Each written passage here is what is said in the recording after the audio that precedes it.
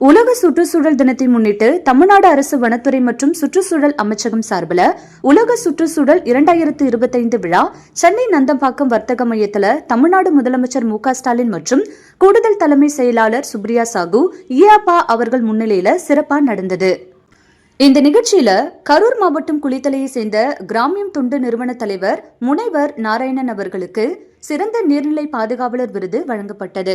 மேலும் 1 லட்சம் ரூபாய் ஊக்கத்தொகையும் வழங்கி கௌரவிக்கப்பட்டது. மேலும் தமிழ்நாடு அரசின் சிறந்த நீர்நிலை பாதுகாவலர் விருது பெற்ற முனைவர் நாராயணன் அவர்களுக்கு இந்திய சமுதாய நல்வாழ்வு நிறுவனம் ICWO சார்பில் பாராட்டு விழா சென்னை அண்ணாநகர் பகுதியில் உள்ள தலைமை அலுவலகத்தில் நடந்தது. இதோட நிறுவன செயலாளர் AJ ஹரிஹரன் அவர்கள் பொன்னாடை அணிவித்தும் பூங்கொத்தும் கொடுத்தும் வாழ்த்துக்களை தெரிவித்துக் கொண்டார். மேலும் இந்நிகழ்ச்சியில் கிராமியம் தொண்டு நிறுவனத்தின் நிர்வாகிகள் மற்றும் இந்திய சமுதாய நல்வாழ்வு நிறுவனத்தின் நிர்வாகிகள், சமூக பணி கல்லூரி மாணவ மாணவிகள் என பலர் கலந்து கொண்டனர்.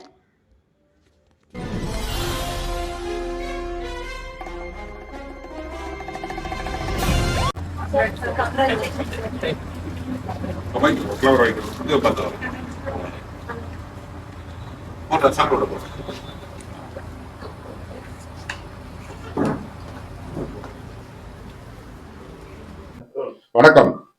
இந்திய சமுதாய நலவாழ்வு நிறுவனம் ICWO மற்றும் IHN 2 நிறுவனமும் இணைந்து இன்னைக்கு ஒரு மிகப்பெரிய நாள், குறிப்பா NGOவுக்கு ரொம்ப பெருமைப்படக்கூடிய நாள். Doctor P Narayanan Gramiyam trust Karur இன்னைக்கு வேர்ல்டு என்வாயர்மெண்ட் டே என்னன்னு பெரிய அவார்டு, ஸ்டேட் அவார்டு வின் பண்ணியிருக்காரு. Honourable chief minister award. இது NGOவுக்கு எல்லாருக்குமே ரொம்ப பெருமையான விஷயம். ICWO மற்றும் IHN ஒரு டைமும் NGOவுக்கு பெரிய அவார்டு வின் பண்ணும்போது அவர்களை எங்களுடைய சார்பாக ஒரு சின்ன ஒரு ஊக்கத்தை கொடுக்கணுன்றதுனால அவங்களுடைய பாராட்டி மகிழ்றோம். இன்னைக்கு அவர் அந்த அவார்டை பற்றியும் அந்த தொண்டு நிறுவனம் மிகப்பெரிய சாதனைகளை செய்த சிறந்த தமிழ்நாட்டில் இந்தியாவிலே மிகப்பெரிய சிறந்த நிறுவனத்தினுடைய தலைவர் அவர். குறிப்பா அதோட சிறப்புக்கு முக்கியமான காரணம் அது பின்னாடி இருக்கக்கூடிய அவர்களுடைய ஸ்டாஃபு, வாலண்டியர்ஸு. சாரே அவர்களுடைய விருதை பற்றியும் இந்த தொண்டு நிறுவனத்தின் அவருடைய மிக சிறந்த தொண்டு நிறுவனத்தை பற்றியும் பணிகளையும் உங்களோட ஷேர் பண்ணுவார். தயவுசெய்து இது எல்லா மக்களுக்கும் சென்றடையணும். ஏன்னா குறிப்பா தன்னார்வ தொண்டு நிறுவனங்களுடைய வெற்றியை பொதுமக்களுக்கு சென்றடையணுங்கிறது எங்களோட வேண்டுகோள். நன்றி. வணக்கம். என்னுடைய பெயர் நாராயணன். நான் கரூர் மாவட்டம் குளித்தலை தலைமையிடமாக கொண்டு எங்களுடைய நிறுவனம் கிராமியம் நிறுவனம் 1991ஆம் ஆண்டு சமூக நலனில் அக்கறை கொண்ட 6 உறுப்பினர்களை சேர்த்து இந்திய அரசு அறக்கட்டளை சட்டத்தின்படி பதிவு செய்யப்பட்ட ஒரு நிறுவனம். எங்களுடைய நிறுவனம் ஆரம்பிக்கப்பட்டதனுடைய நோக்கம் சிறு குறு விவசாயிகள், பெண்கள் மேம்பாடு, குழந்தைகள் மேம்பாடு, இதை பற்றி தான் எங்களுடைய நிறுவனம் இதனுடைய வளர்ச்சிகளை கொண்டு போகணும் அப்படின்றது தான் நாங்கள் ஆரம்பிக்கப்பட்டது. அதில் குறிப்பாக சொல்லப்போனால் இன்றைக்கி எல்லாருமே சொல்கிறாங்க கிராமங்கள் தான் இந்தியாவினுடைய முதுகெலும்பு அப்படின்னு சொல்கிறாங்க. அப்போது கிராமங்கள் ரொம்ப பின்தங்கிய நிலையில் இருக்கிறதுனால அங்கே சில விவசாயங்கள் அங்கே நடக்கிறது இல்லை. அதாவது மானாவாரி நிலங்கள் தான் அங்கே ஜாஸ்தி, நீர்ப்பாசனங்கள் ரொம்ப குறைவு. அதன் அடிப்படையில் பார்த்தீங்கன்னா வருஷத்துக்கு 1 முறை 2 முறை தான் மழை பெய்யும். அந்த டயத்தில் பார்த்து நம்ம விவசாயம் பண்ணிக்கிட்டா தான், மற்றபடி பண்ண முடியாது. இல்லைன்னா கூலி வேலைக்கு தான் போகணும், நகரத்தை நோக்கி போகணும். அதன் அடிப்படையில் நாங்கள் என்ன பண்ணணும்னு சொன்னால்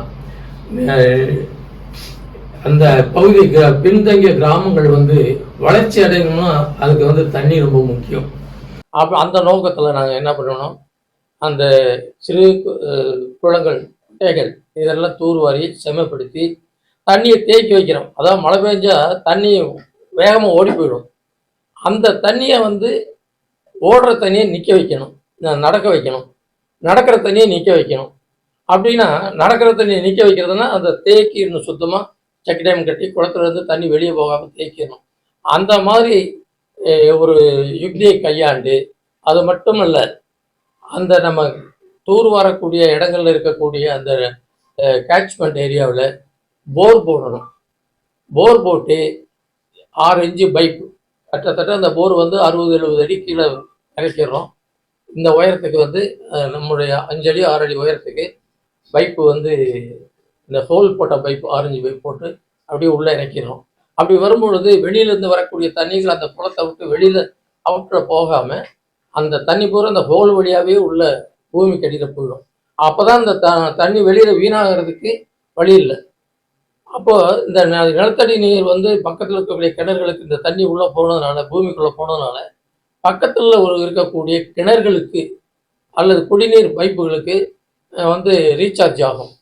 அப்போ இப்போ இந்த மாதிரி இந்த வேலைகளை பண்ணதுனால ஒரே ஒரு உதாரணம் சொல்கிறேன். போன வருஷம் அதற்கு முதல் ஆண்டு அந்த காவேரி பெல்ட்டில், எங்கள் பகுதியில் காவேரி பெல்ட்டில் மழையே இல்லை. அப்போ காவேரி பெல்ட்டில் விவசாயமே இல்லை. அப்போ ரொம்ப பாதிப்பு. அப்போ நாம் வந்து என்ன பண்ணோம்னா, நாம் வந்து 2021 இருந்து இந்த குளங்கள் தூர் வார பணி, செக் டேம் கட்டுறது, லீடிங் சேனல் ஃபீடிங் சேனல் எடுத்ததுனால தண்ணி அங்கங்கே தேங்கி நிறைய தண்ணி நீர்மட்டம் உயர்ந்தது. அப்போ அந்த டயத்தில் பார்த்தீங்கன்னா எல்லா இடங்களுக்குமே விவசாயம், அந்த பெல்ட்டை, காவேரி பெல்ட்டு நீர்நிலைகள் பெல்ட்டை விட்டுட்டு இங்கே இருக்கக்கூடிய ஏரி குளங்களுடைய நீர்னால விவசாயம் நல்லா இருந்தது.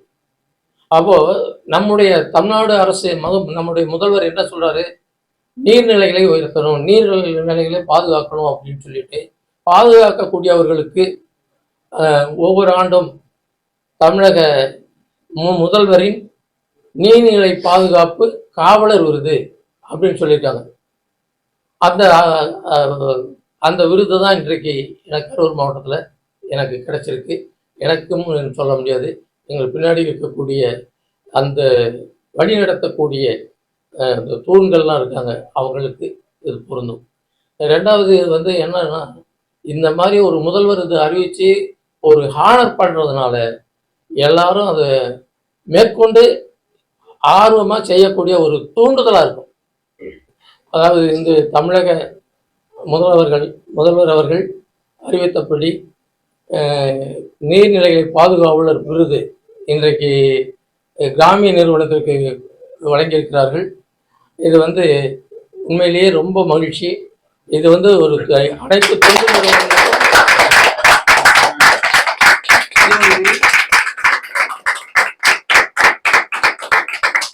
இது வந்து ஒரு ஊக்குவிப்பாக இருக்கும் கேட்டு நன்றி தெரிவிச்சு